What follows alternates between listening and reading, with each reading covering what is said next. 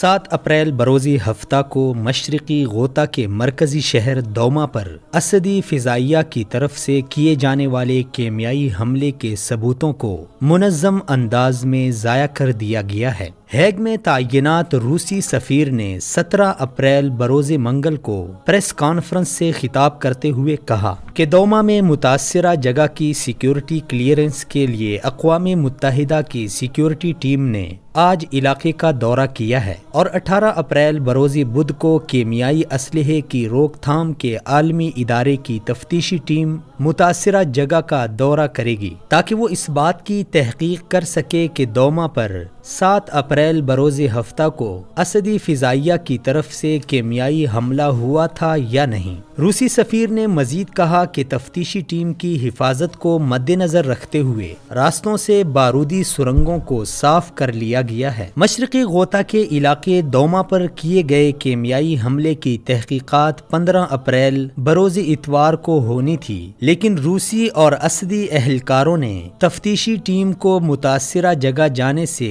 یہ کہہ کر روک دیا کہ وہ ٹیم کی حفاظت کا ذمہ نہیں لے سکتے، جس سے روسی اور اسدی اہلکاروں کے بارے میں عالمی سطح پر شکوک و شبہات بڑھنے لگے کہ وہ متاثرہ جگہ پر کیمیائی حملے کے شواہد مٹانا چاہتے ہیں، کیونکہ متاثرہ علاقے سے اپوزیشن جنگجو مکمل انخلا کر چکے تھے اور قبضہ اسدی افواج اور روسی ملٹری پولیس کے پاس تھا۔ اس بارے میں تفتیشی ٹیم کے رکن پیٹر ولسن نے ٹیم کے سربراہ کے حوالے سے نقل کرتے ہوئے کہا کہ اسدی اور روسی افواج ٹیم کو متاثرہ جگہ تک سیکیورٹی کلیئرنس کا بہانہ بنا کر رسائی نہیں دے رہی۔ پیٹر ولسن کے مطابق تفتیشی ٹیم کے ارکان ایک ہفتہ پہلے دمشق میں پہنچ چکے تھے، لیکن روسی اور اسدی انتظامیہ متعلقہ جگہ تک رسائی دینے کے بارے میں پس و پیش سے کام لیتی رہی تاکہ تفتیشی عمل تاخیر کا شکار ہو کر بے نتیجہ ہو جائے۔ خبر رساں ادارے رائٹرز کے مطابق ہیگ میں تعینات امریکی سفیر کینتھ وارڈ نے 16 اپریل بروز سموار کو کہا کہ روسی اور اسدی انتظامیہ تاخیری حربے استعمال کر کے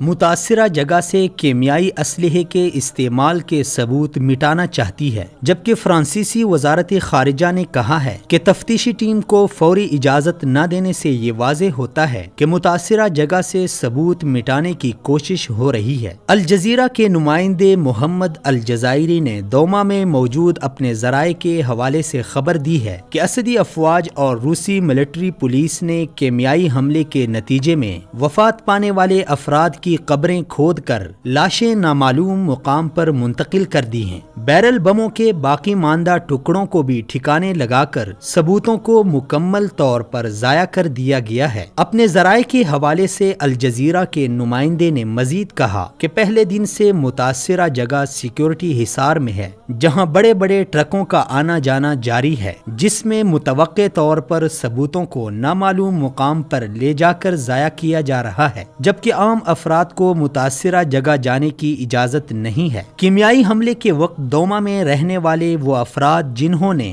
انخلا کے بعد شمالی شام کی طرف ہجرت کی ہے، ان کا کہنا ہے کہ عوامی انخلا کے بعد متاثرہ جگہ کو قابض افواج نے سیکیورٹی حصار میں لے کر تمام تر ثبوتوں کو ضائع کر دیا ہے، جس کے بعد کیمیائی اسلحے کی روک تھام کے عالمی ادارے کی تفتیشی ٹیم کے وہاں جانے کا کوئی فائدہ نہیں، کیونکہ ثبوت ضائع کر دیے گئے ہیں۔ دوما پر کیمیائی حملے میں کم از کم 180 افراد شہید اور 1000 کے قریب زخمی ہوئے، جس کے بعد امریکہ، فرانس اور برطانیہ نے میزائل فائر کر کے اپنے پاور شو کا مظاہرہ کیا، جس کا متاثرینی دوما اور 7 سال سے جنگ کا ایندھن بننے والے شامی عوام کو کوئی فائدہ نہیں ہوا، بلکہ الٹا ان کے دشمنوں روس، ایران اور اسدی افواج کے لیے نفرت کے جذبات ٹھنڈے ہوئے اور عالمی طور پر شام کے مظلوموں کا غم لوگ غلط کرنے لگے، جبکہ باقی کی کسر تفتیش کے نام پر ہونے والے لاحاصل ڈرامے سے پوری ہو جائے گی، اور یوں چند دن کے بعد ہمیشہ کی طرح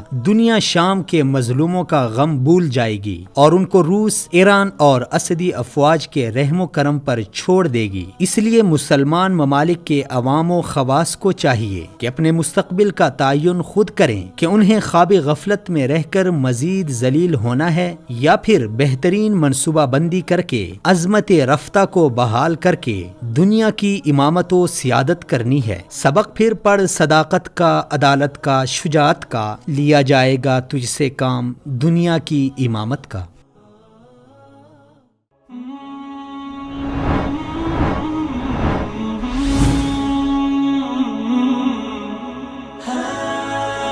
دنیائے اردو کا درخشاں ستارہ وصال اردو۔